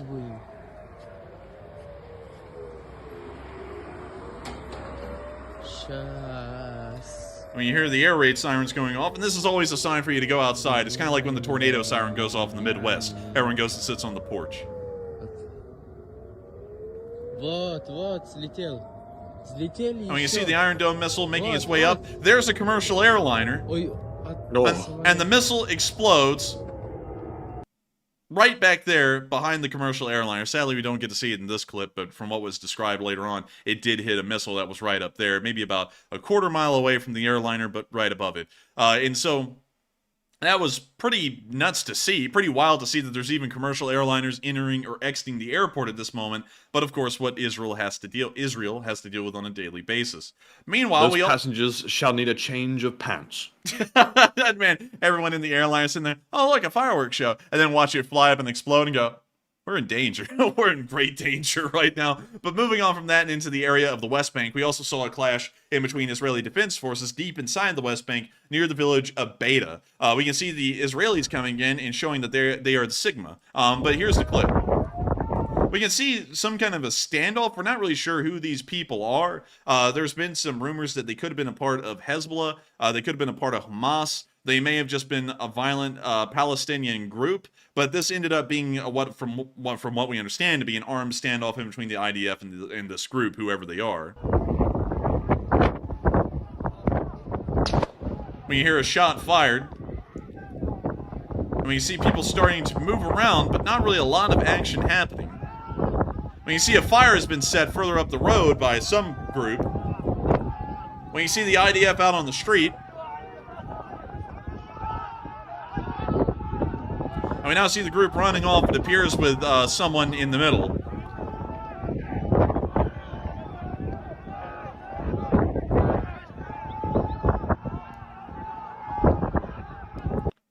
And that's the end of the clip, but still pretty interesting to see nonetheless. Moving on from that and into our next little bit of news outside of the West Bank, because that's all the information we got from the West Bank today, we did see that the Iron Dome has continuously been intercepting rockets even right now.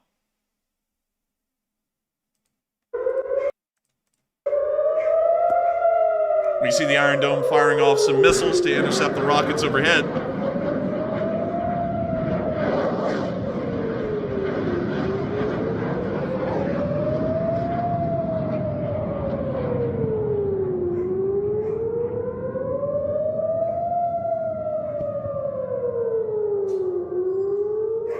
And we see rockets being intercepted all over the city. Once again, I would like to make a quick mention that we do have an Israeli viewer that's been on this channel quite regularly, Yuri Bench, and I don't believe he's been on the channel and we've heard of him, from him since about the first day of the invasion. Well, not the invasion, but the war with Hamas.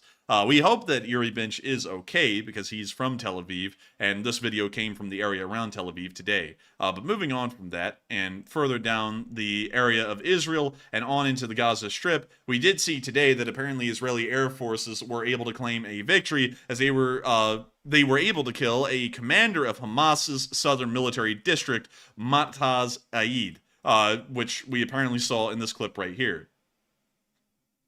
We can see the Israeli Air Force hit the building with 2 JDAMs, which promptly collapses it. And we're assuming that the military commander was inside. We can see a second strike occurring here on another building. It appears that this one is just engulfed in fire. We now see another strike occurring on this building. And once again, a lot of these are claimed to be Hamas military sites. But we can also see a pretty heavy civilian presence around them at the same time, which, of course, adds a lot of controversy, maybe ending up taking out civilians at the same time.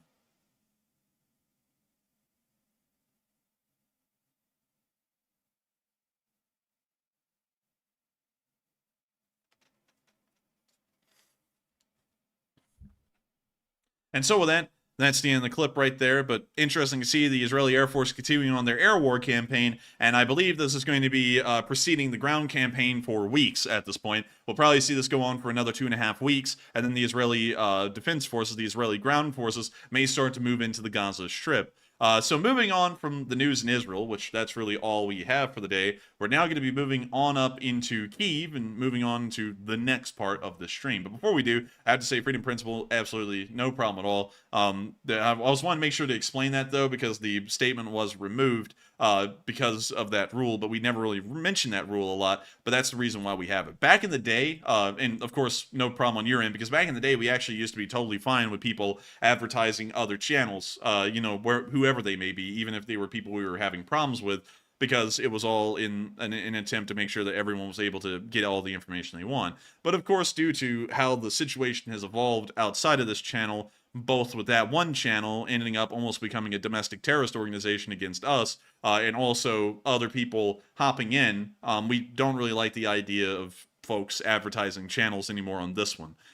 But that was largely the reason why, but no big deal. But moving on from that, we are now going to be getting into the speech from President Volodymyr Zelensky here on the 599th day of the war. Tomorrow is going to be day 600. I'm sure that Zelensky is going to honor that with a special speech, but for today, we have the normal one. Also, let me go and put that in English. Speech. And speech! Бажаю здоров'я, шановні українці, українки. Кілька важливих речей за цей день. Увесь день енергетики, рятувальники працюють дуже активно на Херсонщині, а також в Донецькій області, ліквідовують наслідки ударів по енергооб'єктах. Зокрема, в Херсоні сьогодні були відключення через російські бомби. Наші ремонтні бригади роблять все можливе. Станом на зараз в Херсоні відновлене постачання електрики і майже в усьому місті водопостачання, окрім 10 будинків в Таврійському мікрорайоні. Щодо цих будинків, ремонтні роботи мають завершитись завтра. Ми маємо бути свідомі, що таких російських ударів із наближенням зими стане більше. Більше по об'єктах генерації, по мережі. До цього треба бути готовими. Ми максимально посилимо ППО, так як це реально в наявних умовах, навіть більш ніж реально ми домовляємось з партнерами про такі кроки у захисті, які раніше не застосовувалися. Але окрім цього, багато буде залежати від готовності місцевої влади, зокрема в містах, від підготовчої роботи енергетичних компаній та операторів зв'язку. Кожен повинен виконати свою частину захисної роботи, щоб російський терор цієї зими не зупинив Україну. Так само, як на полі бою, в усіх сферах ми маємо бути максимально стійкими та міцними. В графіку на тиждень є нові зустрічі, нові розмови з партнерами щодо посилення України, нашого захисту. Ми будемо працювати і над тим, щоб відбудова в Україні стала активніше. Ми готуємо і нові наші кроки, щоб в наявній безпековій ситуації в світі увага до України зберігалась на достатньому рівні. Українські дипломати, розвідка, сили безпеки продовжують працювати для допомоги нашим громадянам, які опинились на Близькому Сході, в Ізраїлі та на території сектору Газа. Триває евакуація українців з Ізраїлю. Вже більше 200 людей вивезли до Румунії, в основному жінки та діти. Готуються нові рейси. Відомо про майже 260 наших людей, які зараз знаходяться в секторі Гази. Наразі виїзд звідти заблокований для громадян всіх країн, але ми працюємо з партнерами, щоб евакуювати наших громадян. Українські дипломати готові допомогти кожному нашому громадянину, який цього потребує. Тому ще раз звертаюся до всіх українців, всіх українок, які можуть перебувати за кордоном, потребувати допомоги в будь-який час, будь-яким способом звертайтесь до наших дипломатичних представництв за кордоном. І ще одне. Кожного дня наші міста, наші села в прикордонних областях з Росією та вздовж лінії фронту зазнають терористичних ударів окупанта. І кожного дня там надається допомога нашим людям. Це дуже важливо, щоб не відбувалось. Українці дбають про одне одного, і держава залишається функціональною. Україну не здолати, бо не здолати наших людей. І, будь ласка, підтримуйте і дякуйте усім, хто працює заради людей, хто захищає життя, наші рятувальники, наші лікарі, медичні сестрички, медбрати, наші волонтери, наші поліцейські, працівники комунальних служб, енергетики і ті, без кого не було б нормального життя. Всі важливі, всі заслуговують на вдячність. Я хочу сьогодні особливо відзначити пожежних, зокрема на Донеччині, у Покровську. Володимир, Журбенко, майор служби цивільного захисту. Я дякую вам. Бахмутський район, Роман Ломакін, командир відділення пожежно-рятувальної частини в місті Торецьк. Дякую. Наша Херсонщина, Андрій Дяченко, капітан служби цивільного захисту, та Владислав Перезва, сержант служби цивільного захисту. Я дякую вам, хлопці.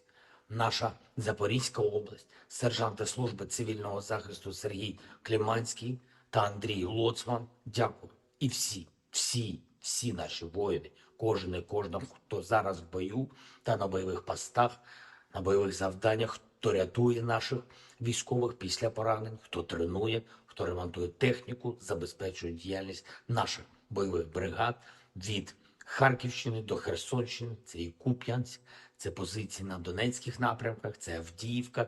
Я дякую, хлопці, за вашу міцність, за дуже значне знищення окупанта. Це наша Мар'їнка, напрямки на Запоріжжі. Дякую всім, хто б'ється заради нашої держави і людей. І слава нашому могутньому народу. Україна вміє бути сильною, і ми вистоїмо, маємо вистояти і перемогти. І так і буде. Слава Україні! And Herom Slava. And Herom Slava. And with that, that is the end of the speech from President Volodymyr Zelensky here on day 599. And that is also the beginning of the second part of this stream. Before we move on to that, I would like to thank every single one of y'all so much once again for supporting tonight's fundraiser and getting up to $5,746 raised in support of Razom for Ukraine. It is absolutely unbelievable to think that this channel and the Lee Spring Army has been able to continue to raise large amounts of funds, like tonight, to help out nonprofits that have been operating inside of Ukraine. It is absolutely amazing, truly. And it's something that I really have a hard time even trying to find ways to put into words anymore, because we put into words so many times, at least 70 times or more at this point for each Sunday in the war. But when you think about it, the ability for a community to have not only raised 1.2 million, but to continue to blow past $5,000 fundraiser goals every single Sunday really is something that is unbelievable. A lot of channels have kind of petered out or puttered out as far as viewer support has gone for fundraisers to Ukraine, but this channel has continued on the same way forever and ever and ever since the war began and since we were able to run fundraisers. It blows me away. It honestly does, to an amazing degree, that we've once again been able to pass that fundraiser goal tonight, and once again been able to help save lives in Ukraine and help out with the war effort in one way or another. So thank you to all of y'all once again. And before we even move on to the second part of the stream, I would like to make sure that we give a personal thanks to each and every one of y'all that was threw in a donation over $50. Of course, we would love to call everyone out, but sadly, that would be too much for Matthew to handle, because there were a lot of people who throw in donations, and a lot of them throw in donations less than $50. And so to try and make sure that the list is manageable, we have to put a cap at $50 and over are the people we were able to call out. But I want to thank everyone who throws in a $1, a $5, $20, or whatever donation it may be under $50. Y'all are a massive part of this fundraiser and usually account for nearly half of the funds raised. If it wasn't for folks like y'all who were doing everything y'all could as well, these fundraisers wouldn't be where they are. And I want to make sure that we personally thank all of y'all as well as a group for making sure that this fundraiser was able to reach the goal it reached tonight and to once again help save lives. And so with that, Matthew, what do we got? And Peter, the donations are here. And the first one goes to Hal Rose, who put in a $333 donation, which is also the largest one of the second segment. Huge shout out to Hal Rose for putting in that generous support for Razom.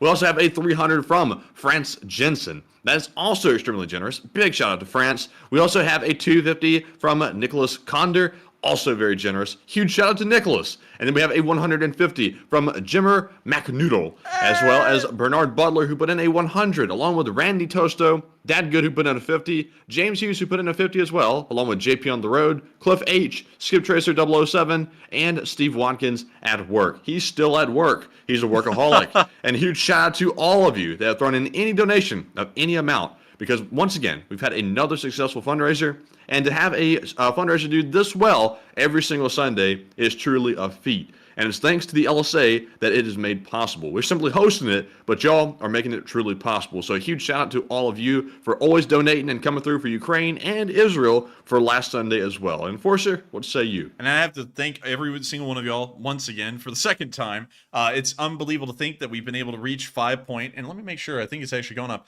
nearly $5.8 thousand at this point raised for Razom for Ukraine, because that support will be going over there and making sure to help save lives through that nonprofit.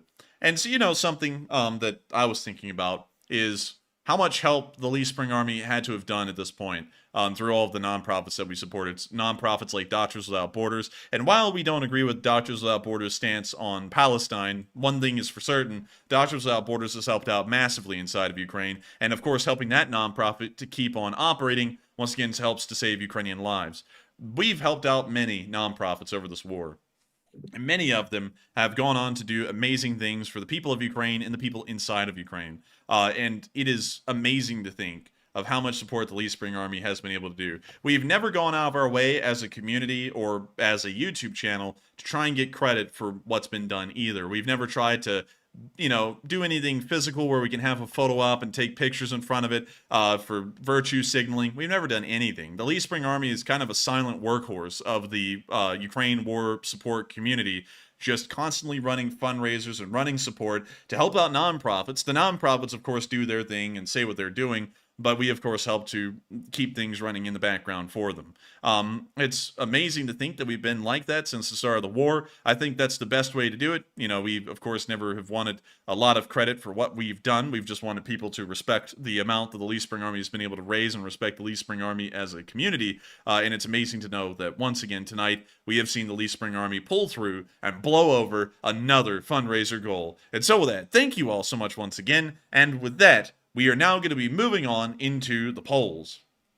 All right, and moving into the polls, we have the first one, which says, do you think there is any chance that Israel calls off its planned invasion of Gaza?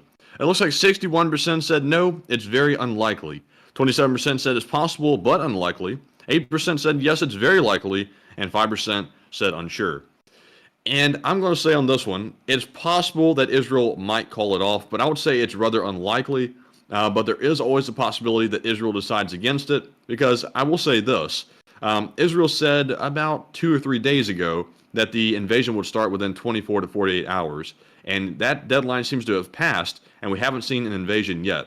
I'm not saying that Israel has dropped the ball or anything. I'm just simply saying that if they were truly wanting to follow out what they were saying, they might have already done it. But, you know, they probably still will do it anyway. But, you know, there is always a possibility they might call it off. But Enforcer, what say you?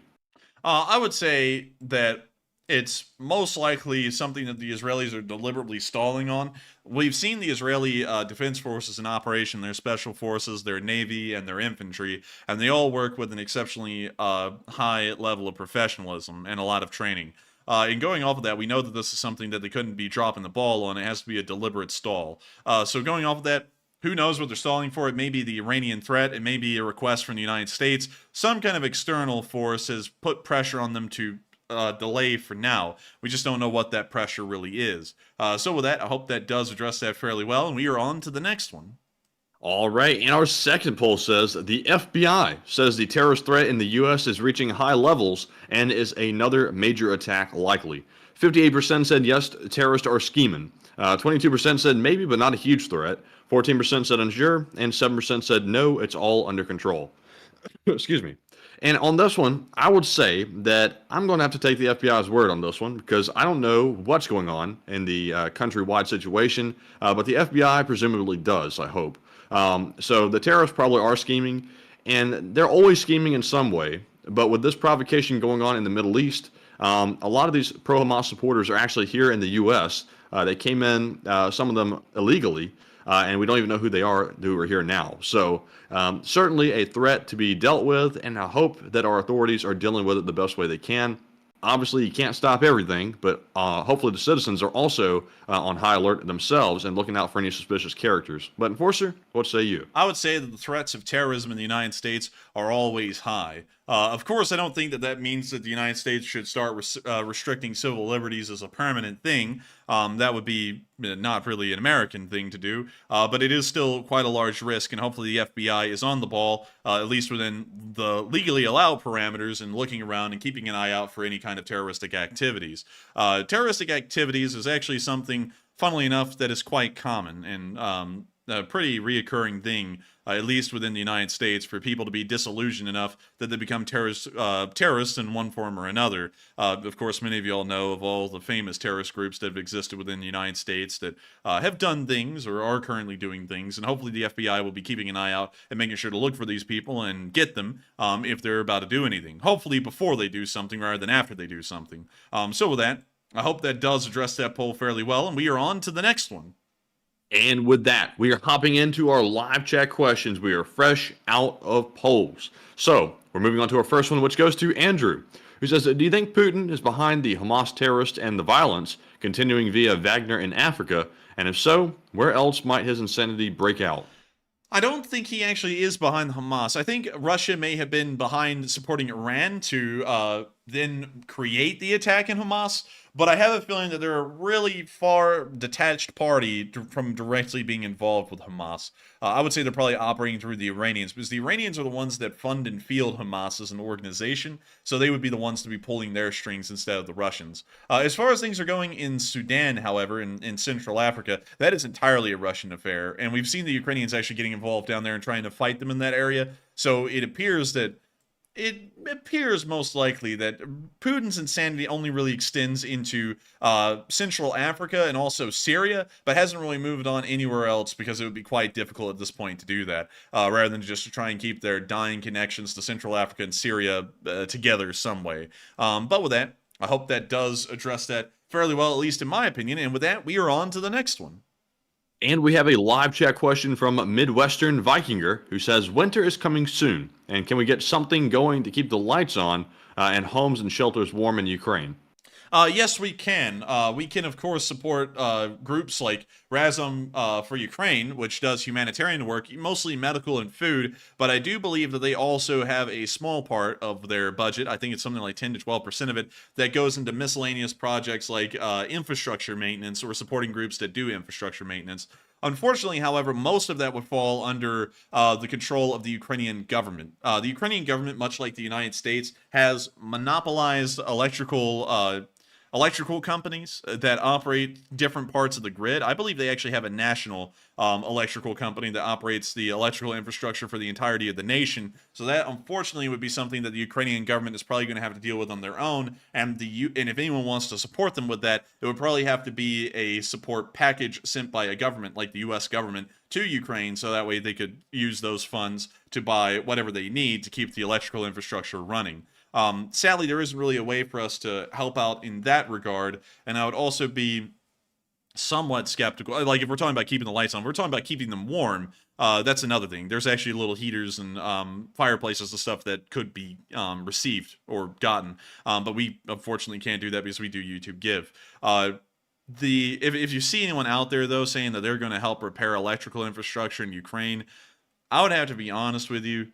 I would side-eye that pretty heavily, because that's a pretty heavy undertaking. It's usually quite expensive and takes a lot of technical expertise and training to do anything with electrical infrastructure.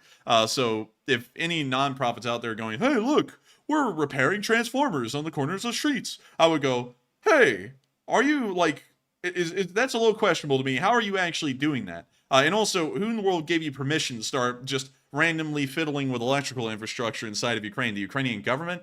Honestly, I would doubt that if someone said that to me, because why, with the war going on and with Russian saboteurs actually being a thing, why in the world would the Ukrainian government tell a nonprofit of any kind, yeah, you can start fiddling around with the electrical infrastructure completely without oversight? So to be honest, I think that we probably wouldn't be able to help them out in that. That's something the Ukrainian government would have to do. But with that, I hope that does answer that fairly well, and we are on to the next one. And also, shout out to TTCC, who put in a $100 donation to the fundraiser, and we are now simply $25 away from hitting $6,000. So we are so close to hitting that new milestone. And with that being said, we are moving on to our next live chat question, which goes to Andrew once again, who says, do kidnapped Ukrainian civilians and children get exchanged for captured orc? Sometimes we've seen that to be the case, yes. But that's usually not common. Usually we see that they're just kind of negotiated back somehow, some way. It usually is just the Ukrainian government saying, we want these people back, and then they say that enough that eventually the Russians do eventually give back a small amount of them. So that's usually how we've seen it performed, but that is once again just seeing it from a pretty far distance away, not knowing the exact details about the whole thing. But with that, I hope that does address that fairly well, and we are on to the next one. All right, and also we just hit the $6,000 new milestone. I think was exactly. We hit it. Exactly $6,000. No change. Keep the change. Man, that crappy even. Put a level on that thing. It's even. But still, absolutely amazing and great to know that we were able to reach $6,000 for Razom for Ukraine. And so with that, we're on to the next one. And the next live chat question goes to Neil Vizanant, who says, do we know why the U.S. is saying now not to invade Gaza? I don't really know. Maybe we're seeing that the Iranians may be serious. Maybe we know that the Iranians have a nuclear weapon or something, and if the Iranians get involved, it's going to escalate into a larger conflict. That may be why, but I wouldn't really have an honest answer at the moment. So with that, I hope that kind of gives an answer, but to be honest with you, I'm going to have to cop out and say we wouldn't know the exact reason why there's been a switch in U.S. thinking. But with that, we are on to the next one. And the next one goes to Ozono, who says, should Russia be stripped of Konigsberg to pay war reparations, and who would decide it? Would it be the UN? Can you reread that one again? They said, should Russia be stripped of Konigsberg to pay war reparations, and who would decide it? Would it be the UN? When you said Königsberg, it took me a minute to translate. That's modern-day Kaliningrad. To answer that, I don't think so. That would be something a little weird to do, and especially, did they say to give it to Germany? Should they be stripped of it? Should they be stripped of it? I don't really know why they would be, to be quite honest. I don't think they should. I think that should just remain within their hands. Like, we're not trying to carve up the Russians at the end of this war. We're just trying to have the war end, and then whatever happens to them happens, in my honest opinion. So with that, I hope that does address that fairly well, at least to me. And with that, we are on to the next one. All right, and the next one goes to Steve O, who says, with talks from Iran, who is supporting Russia with drones to fight Ukraine, how likely are we to see Russia trying to also push Israel?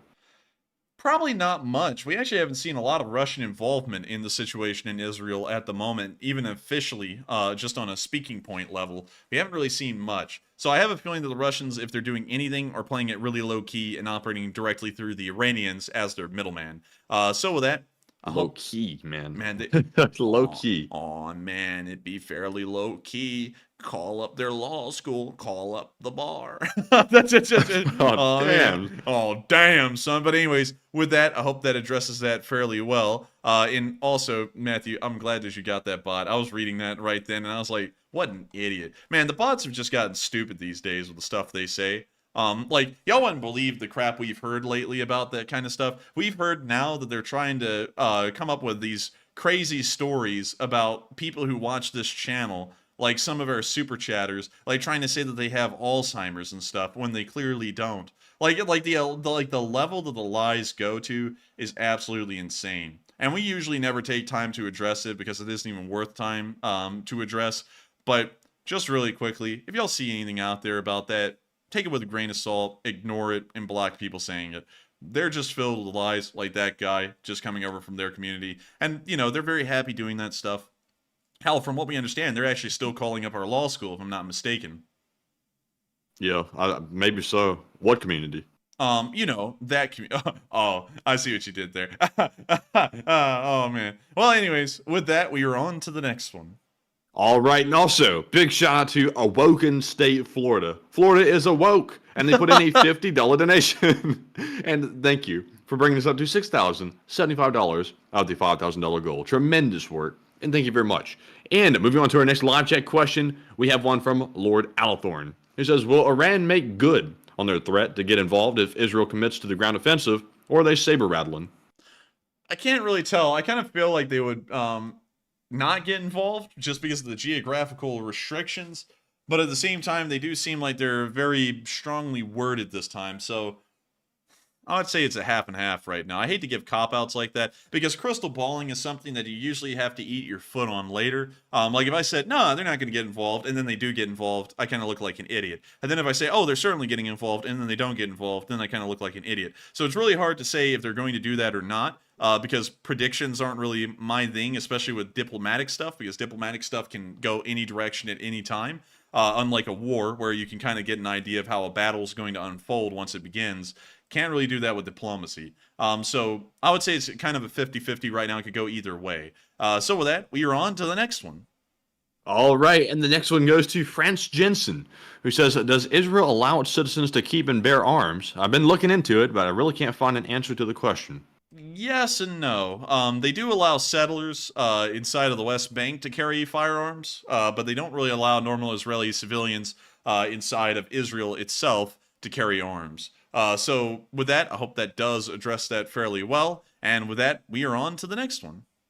All right, and our next one goes to Mad Machine, who says, could Israel pump mud into the tunnels under Palestine? Maybe. I mean, I've never heard anybody pumping mud before. That seems like that might clog a pump up.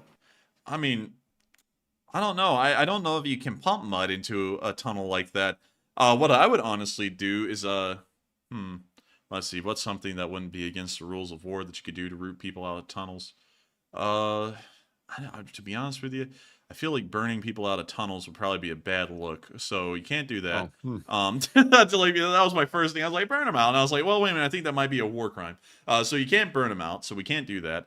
Hell, I can't really think of a good way. I mean, maybe find the openings of the tunnels and then have that bombed, but I can't really think of any good actual ways to fill in or destroy the tunnel networks without possibly committing war crimes. So, I mean, oil field pumps mud all the time. That's what Lauren says. So maybe you could use something like that, but then again, who knows how successful that would really be. I mean, would the mud start to dry out and then clog itself before you make it all the way down the tunnel? You know, I don't know. But with that, I hope that does address that fairly well. And we are on to the next one. All right, and believe it or not, we have literally chewed through all of our live chat questions we had in the spreadsheet. We've gone through 25 of them over the course of the stream. So we have one question left, and I haven't seen any more coming in. So, Enforcer, I think it might be time to do the thing. All right, you know the thing. Do the thing, Jack. Do the thing. But with that, we are on to the final question of the night. And so, who is the lucky last person who threw in the lucky last question of the night? And that viewer is Marcia Tucker, who says, who is the number 2 in the Ukrainian government? Like a vice president, Zelensky, he need help. I think the number 2, I actually don't know who the number 2 is, because I don't actually think they have a line of succession that's been, like, really well thought out in Ukraine, so I don't really know who the next person in line would be. I'm guessing it would be the leader of the Rada, the speaker of the Rada, which is like the speaker of the House for them. I'm guessing that would be the next person in line, but maybe they have like a deputy president or something that would also be in line as well. Let's Google that real quick. Second in command of Ukraine. Let's see what the answer is. Let's see. Line of succession.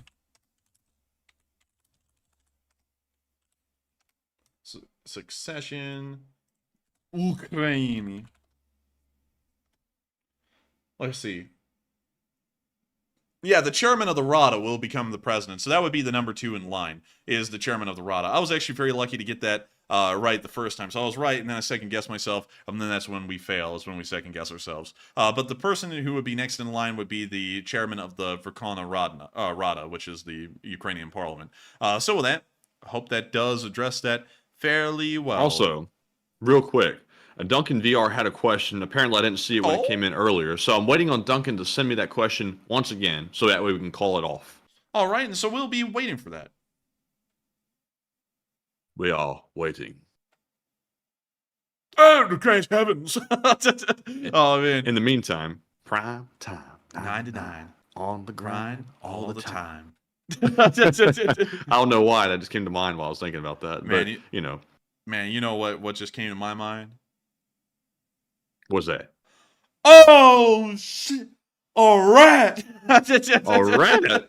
Man. We got no rats up in here. Like, Zoink Scoob, he's the leader of the Rana. Damn, Duncan got me. He didn't have a question. He was putting in he put in the animal noises. Read He them. said, "Ba mooba, quack moo, ba ba, meow, woof." There you go. Oh, man. Well, I do thank you, Duncan VR, for throwing in the traditional animal noises. We couldn't have a normal night on stream without that, and of course, it pisses folks off. And while we're not always into just pissing folks off for the hell of it, you know, that one I can side with. So with that, thank you so much once again for throwing that in, Duncan VR, and I hope we were able to address that fairly well, and it is now the end of tonight's stream. I have to thank each and every one of y'all so much for watching tonight. We were once again able to set goals and blow past them tonight in the Lee Spring Army to $6,085 raised for Razom for Ukraine. It is unbelievable to think that the Lee Spring Army has continued on this strong and has been able to keep this thing rolling this well for this long. And I gotta thank every single one of y'all once again for always helping out these fundraisers and helping out the people of Ukraine to achieve victory in this war. Of course, if y'all have enjoyed, please make sure to subscribe, like, and comment. We run these streams 6 days a week, every single day at 10 p.m. Eastern Time, except for Monday. And we also try and put out short war summaries as well. Although, to be honest with y'all, we've been kind of burning out in the background lately, and so the videos have been coming out a little bit slower. But we are going to be trying to get back into schedule of those very soon. But with that, good night, good luck, take care, stay safe, Slava Ukraini, and long live the Lee Spring Army. The Lee Spring Army sends its regards.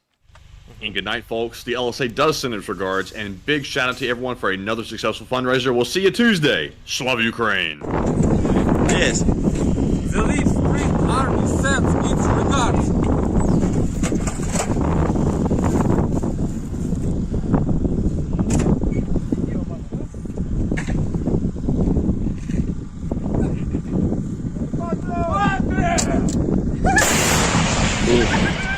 Русский военный корабль. Предлагаю сложить оружие и сдаться. Русский военный корабль, иди нахуй.